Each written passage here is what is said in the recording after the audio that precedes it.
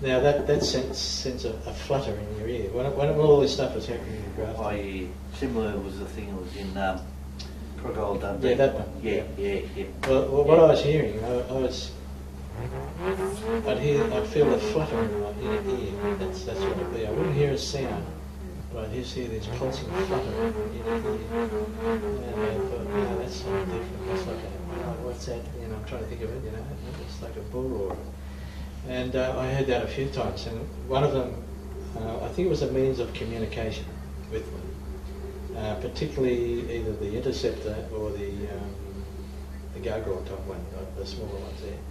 And I'd heard that noise moving to the north, and it's over probably 100 metre distance. You know, I could hear the noise travelling. I couldn't see the object, but I could hear the noise travelling. It was that pulsing in the ear. And another time I heard, I could just hear it, and it must have been a long way away, and it just was that fluttering in the ear that I could hear, that super high frequency or whatever it is, or low frequency, I'm not sure. But I did ask the Aboriginal guy about it, and he said they used to use that for messaging years ago, like the Aboriginal. Yeah, they use it because that pulse that it sets up travels a great distance. So it would almost be similar to like the human body, the biocellular registry of like a wake, sort of like light particles. Yeah. That's the only time I've really sort of heard anything, I think. But I get out there and I think, okay, if you're around, show me, you know. And you know, like I did that one time at Glen Innes. I used to stand out the back door and wooden deck there and just sort of look over the house towards the black sky and to the east, and this little black object, probably one of those interceptor type ones, came. I saw it come in. It was not illuminated at all. Came down, low altitude, and it went around me because I saw it spinning around me, and I just, wow, what's this? And then I saw it fly off, leaving a streak in the sky. And it buzzed me like, you know, frightened the heck out of me. You know, but it was like one of those little things. And, you know, the trouble is if you get, they seem to remember you, you know, like, I don't know whether they, to communicate that information to others, I think they might even do that too.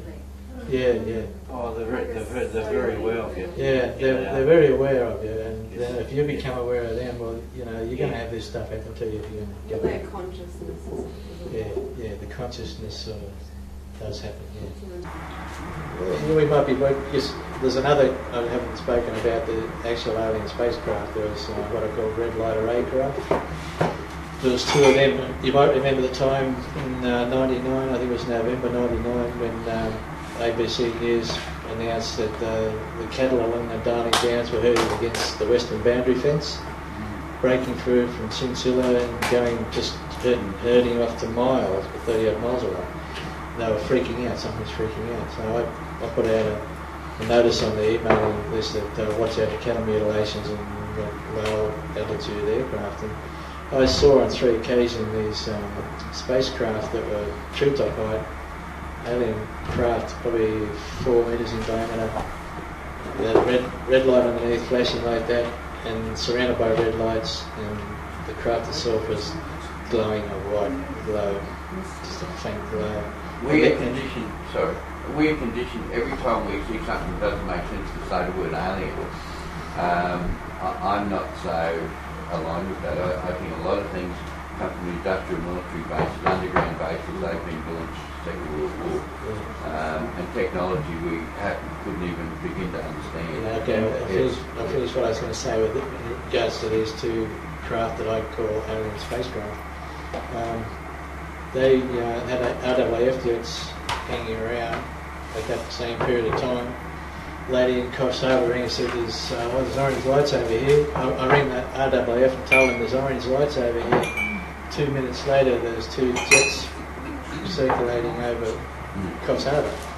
They were there like that. And then she said, then they went west, and I got those, the time, I checked the time, and I got them on video, and they were just cruising around, just around the outskirts of Brisbane. So this is the time when these 2 alien spacecraft were around.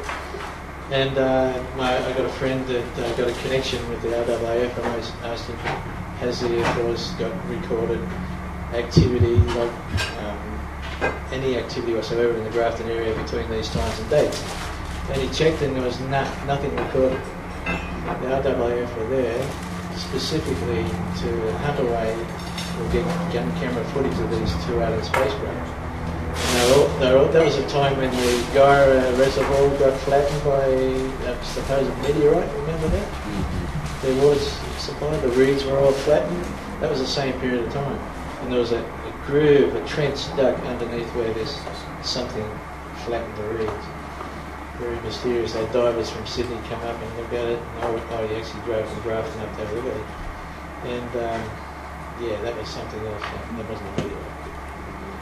And on the highway, Pacific Highway around the Glennis area, there was this guy thought a truck had parked on the middle of the road.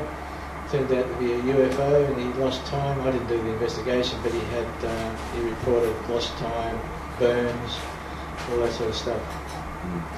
So they weren't ours in that case.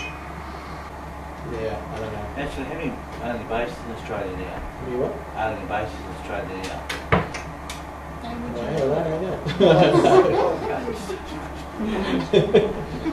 Well, no, I know America's got it. I'll tell you one thing that's interesting about Pine Gap. If you have a look, we just had a look there a few weeks ago. It's actually built in between two ironstone walls. You know, like those ironstone outcrops, which go down a long way. Yeah. You've got two great, strong, thick walls that nature's provided for you. You've only got to dig away like 2 metres or whatever, 3 metres down deep and put reinforced concrete there for your roof. Yeah. And then just excavate as much as you want out the bottom of it. Yeah. You know? Yeah. Nuclear weapon proof and everything, you know. Like you have a look on Google Earth and you'll see how it's constructed between these two limestone outcrops. And that goes for a long way, you know, like you can go a long way that way, you can go a long way. Plenty of room to expand in the future.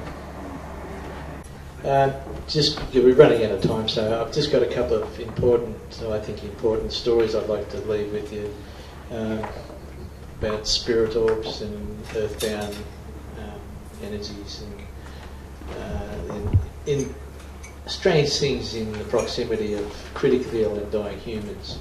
It affects us all and might spark an awareness in you to so take note in these things and learn a bit about them, because it's a real thing. The first one I wanted to share with you was I was taking my mother to a large northern New South Wales hospital. She was going to have a serious operation, so we walked up into the hospital to book in, and we're up on the lift on the first floor. We come to the doorway of the office,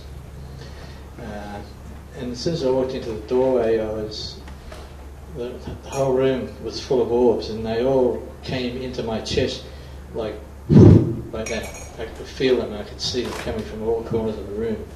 I estimated 50 or 60 or more, you know. And it set me back a bit. Wow, that was something, you know. So I turned to my mother and I said, that operation you're going to have is going to go well, be no problems, you know, and which it did. There's no problems. Anyway, just recently I asked a medium in Sydney when I was down there. I told her the story.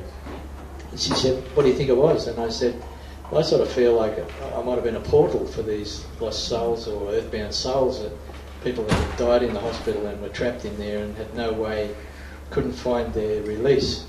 She said, that's exactly what happened. She said, you were through that doorway and they saw you as a portal. And that was their way of escaping into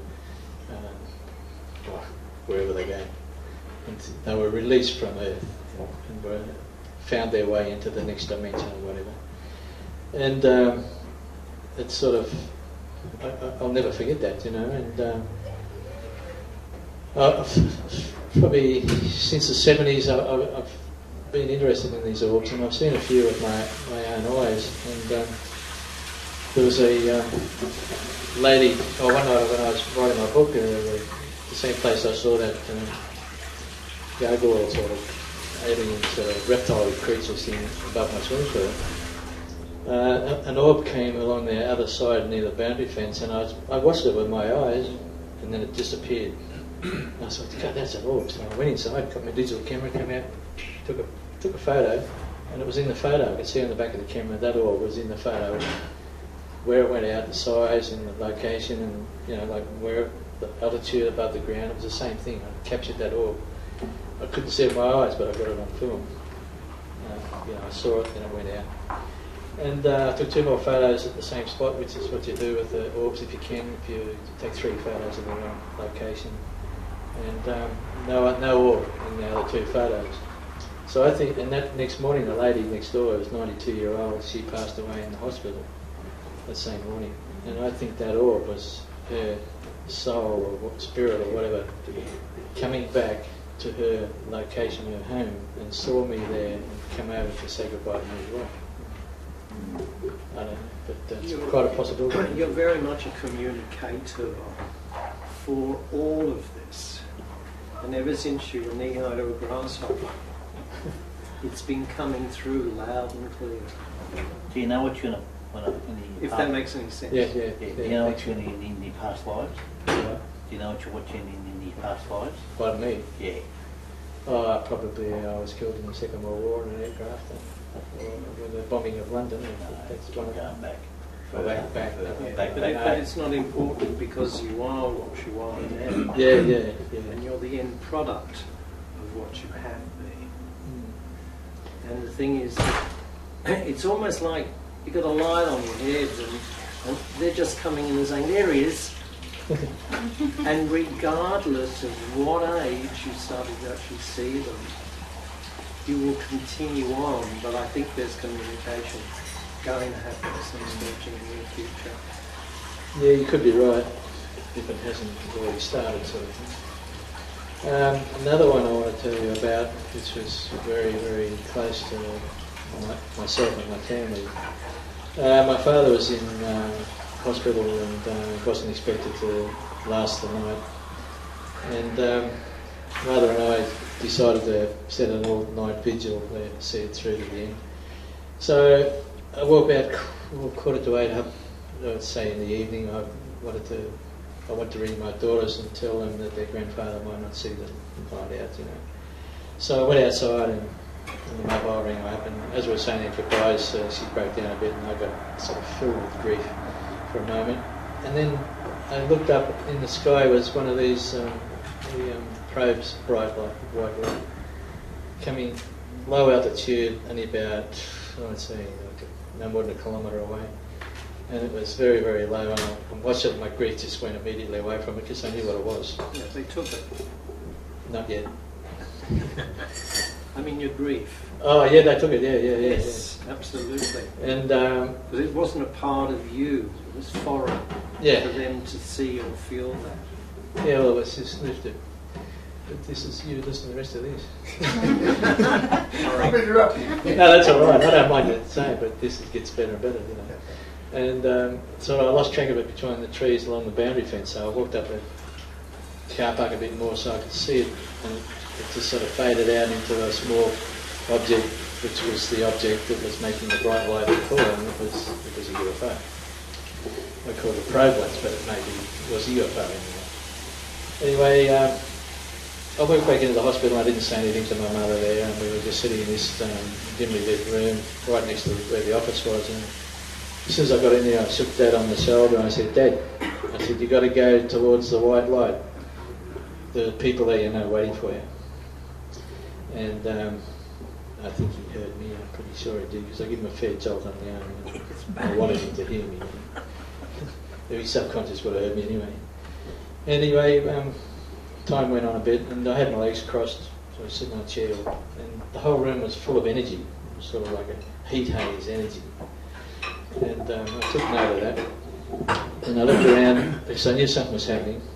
And I looked around, and just behind Dad's head was a blue thing about that big and about that shape, you know, like just behind his head there. And it was blue, and then it sort of faded out just long enough for me to see it was there, you know.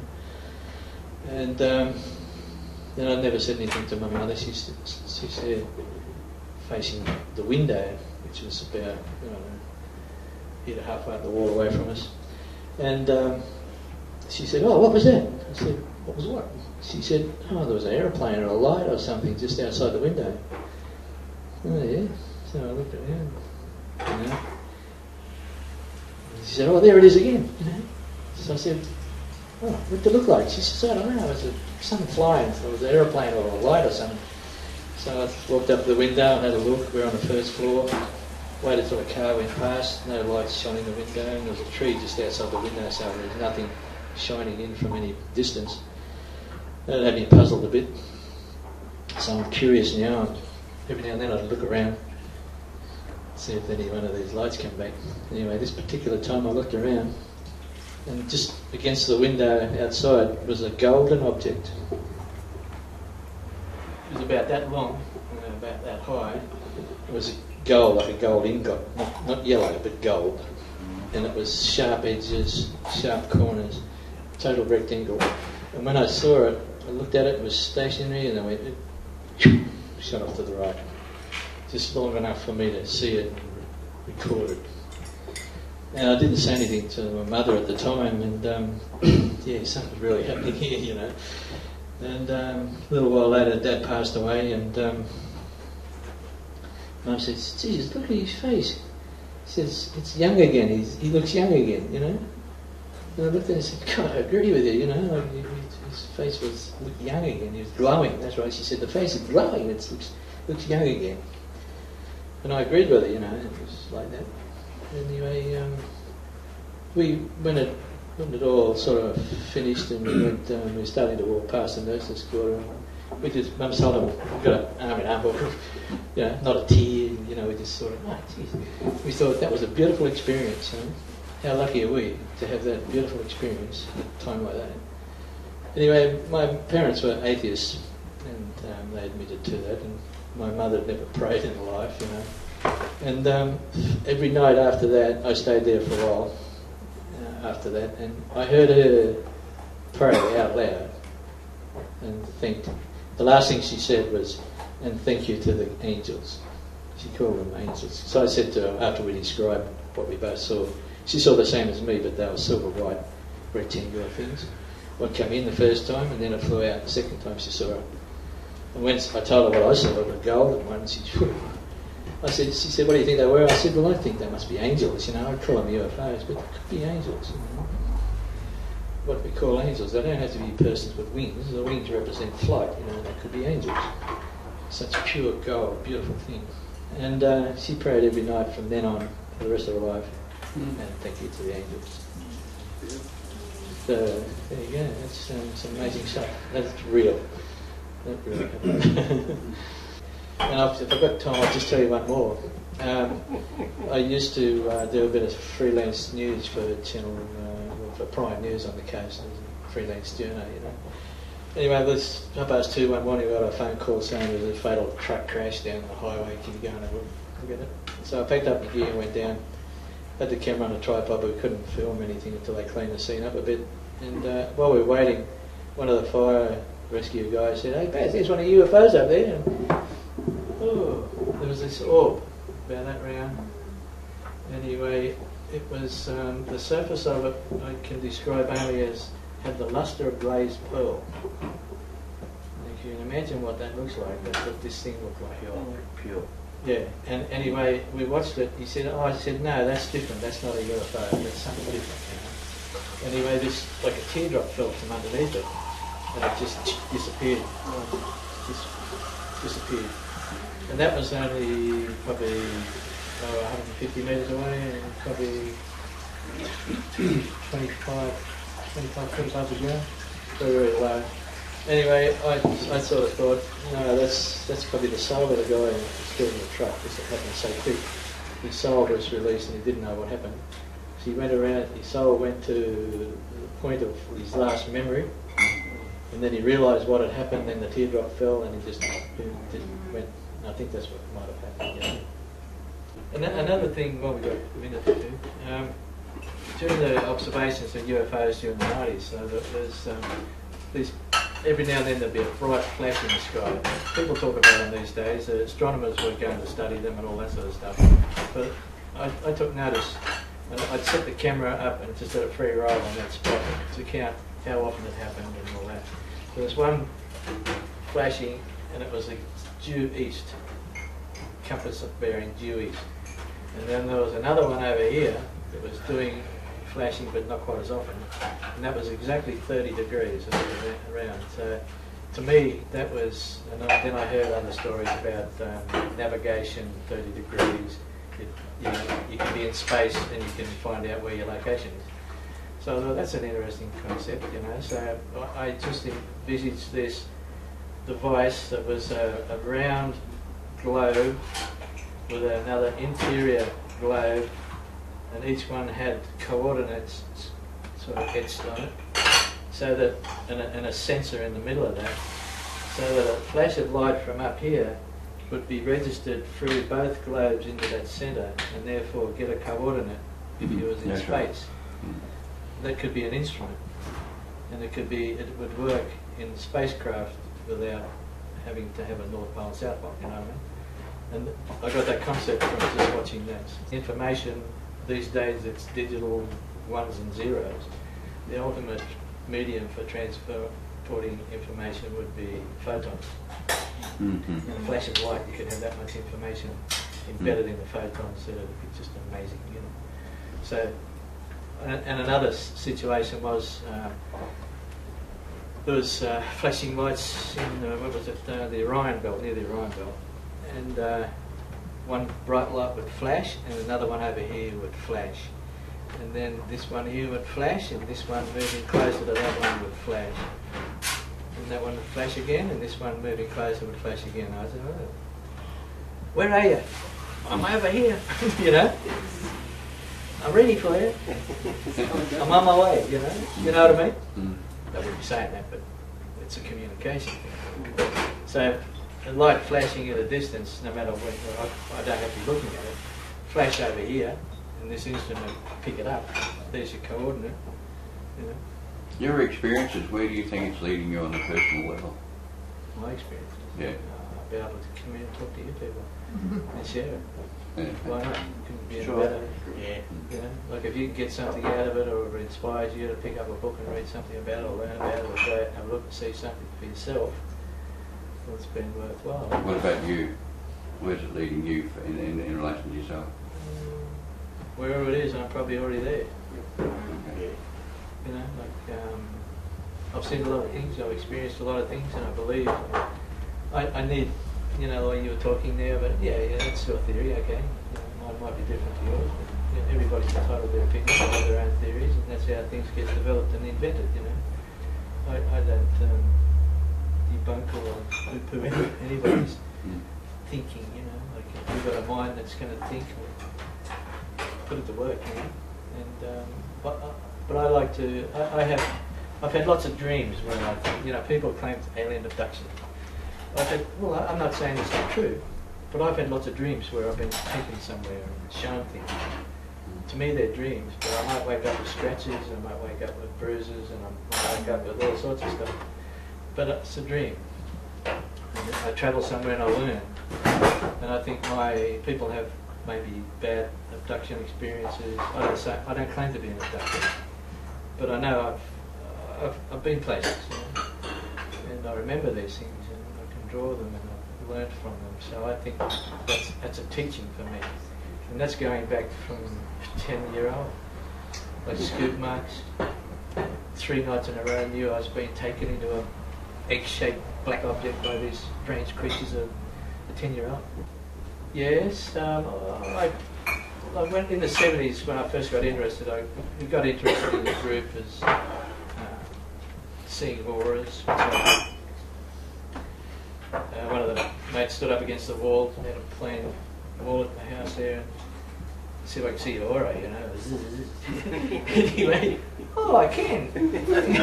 It's blue energy around him, and I said, oh, there's a dark crescent-shaped thing in your aura above your left eye, and he says, oh, that's probably that scar there. I didn't know it was there, you know. ESP, we tried all that. Yeah, you just astral travel. I went to the Theosophical Society to learn about, just see what they're on about. And I enjoyed the mind expansion side of their thoughts or their teachings. but I wasn't there for a great deal of time. But I bought a book on astral travel, or how to astral travel. So I was about 10:30 getting late, so I put it down. I walked into the bedroom and a physical ascension. My vision was like ceiling height, but my body was still the same. I wasn't out of my body. It's like a ground of 9 foot tall. I looked around, this is pretty good, you know. Got a bed all the way down there, and I touched it. You know. Wow, that's all the way down, you know. I walked over there, and the window's just there, and the light's just there. Oh, this is pretty amazing. So I thought, I'll just go up the door and I'll measure, put my hand up to measure how high I am, and I can. As soon as I put my hand up, the feeling of shrinking back down to my normal size. Yeah, well, one of my astral travels, I suppose it was. I saw trams. It was in the Moscow Square. I saw the buildings, which were unique, of course, and I saw the trams that were on wheels, tyres, not like trucks. Electric electric buses. I thought, geez, they were on wheels, not tracks. That's a bit strange, you know. Anyway, I just remembered, and that was it, you know. And then it wasn't until sometime, quite a while later, I saw a documentary on Moscow, and here's these trams, the buses, the electric buses with the wheels. And I've been there. I knew that was happening. First time I've seen it since then. But